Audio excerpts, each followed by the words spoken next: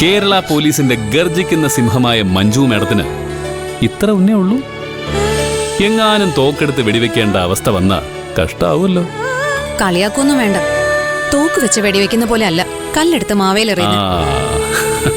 അതെ അതെ അതെ, ഈ തോക്കെടുത്ത് വെടിവെക്കാൻ ആർക്കും പറ്റും. എന്നാ കല്ല് വെച്ച് മാങ്ങ വീഴ്ത്താനേ നല്ല ആരോഗ്യവും വേണം, കഴിവും വേണം. എന്നാലേ ആ കഴിവൊന്ന് കാണട്ടെ. കണ്ട് പഠിച്ചോട്ടാ. മറിക്ക, നോക്കിയോ. റെഡി.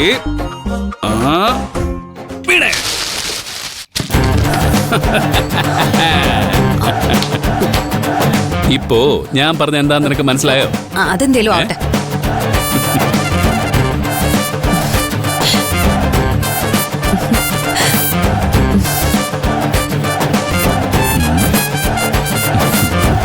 ഒരു നന്ദിയൊക്കെ പറയാമായിരുന്നു. എന്നെ ഇങ്ങനെ പച്ചമാങ്ങാൻ തിന്നാൻ തോന്നുന്ന അവസ്ഥയിലാക്കിയത് ഗിരിയേട്ടൻ തന്നെയല്ലേ. അപ്പോ നന്ദി പറയേണ്ട ആവശ്യമൊന്നുമില്ല. ഓ, അത് കറക്റ്റാ. ഒരു കഷ്ണം എനിക്കെന്താ, ടേസ്റ്റ് ചെയ്ത് നോക്കട്ടെ.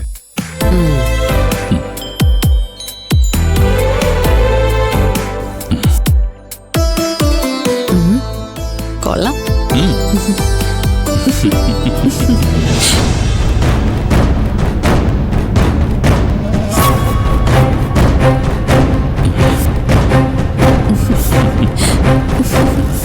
സ്വന്തം തന്തേ കൊല്ലാൻ കൂട്ടുനിന്നവന്റെ കൂടെയാ ഇവള് കൊഞ്ചിക്കൊഴിഞ്ഞു നിൽക്കുന്നെ.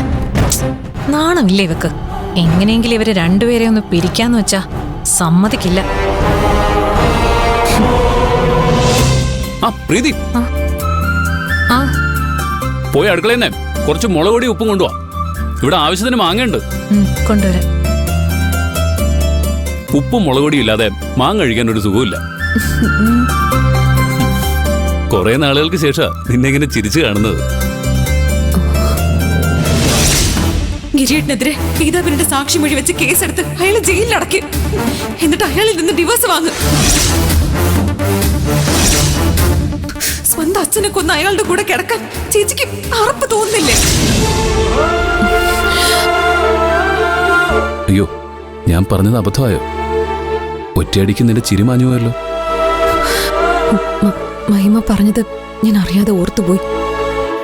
ഗിരിയേട്ടന്റെ കൂടെ ഞാൻ സന്തോഷമായി ചെലവഴിക്കുന്ന ഓരോ നിമിഷവും അച്ഛനെ ഞാൻ ചതിക്കുകയാണെന്ന്.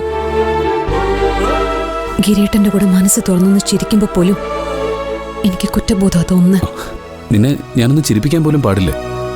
നമുക്കൊരിക്കലും സന്തോഷമായിട്ട് ജീവിക്കാൻ പറ്റില്ലേ? അങ്ങനെ സംഭവിക്കണമെങ്കിൽ എന്റെ അച്ഛന് നീതി ലഭിക്കണം.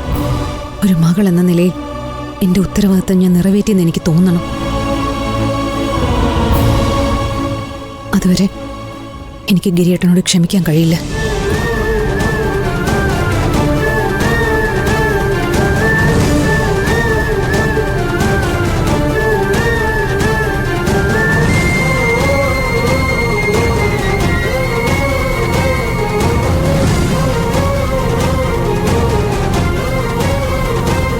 എന്താ ഗിരിയേട്ട പ്രശ്നം?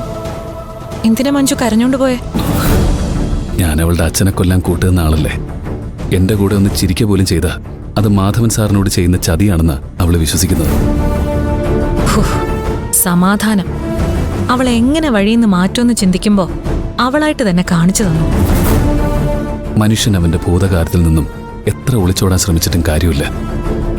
എപ്പോഴെങ്കിലും അത് അവന്റെ മുന്നിൽ വന്നു നിന്ന് കണക്ക് ചോദിക്കും. ഗിരിയേട്ടൻ ഇങ്ങനെ തളരരുത്. ഇതെല്ലാം ദൈവം തരുന്ന പരീക്ഷണങ്ങളായി കണ്ടാ മതി. ഇങ്ങനെയുള്ള തോൽവികൾ മനസ്സിൽ വെക്കാതെ ഗിരിയേട്ടൻ മുന്നോട്ട് നീങ്ങണം. ഒറ്റയ്ക്കാണെന്ന് ഒരിക്കലും കരുതരുത്. എന്തൊക്കെ സംഭവിച്ചാലും ഞാൻ ഗിരിയേട്ടന്റെ കൂടെ ഉണ്ടാവും.